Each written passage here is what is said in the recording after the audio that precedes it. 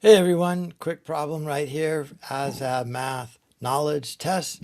We're adding this up right here, these three fractions. Before we add or subtract fractions, we need a common denominator.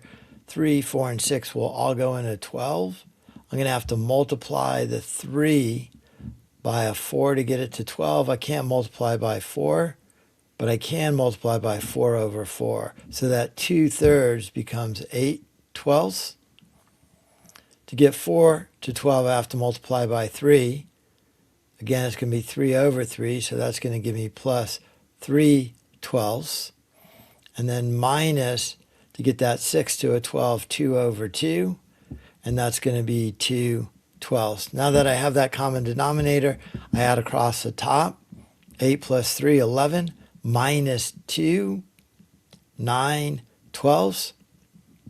That's my answer, but it's not in the multiple choice answers because it's not reduced. I know that 3 goes into 9 3 times, 3 goes into 12 4 times, 9/12 is the equivalent of 3/4. Correct answer, answer B right there.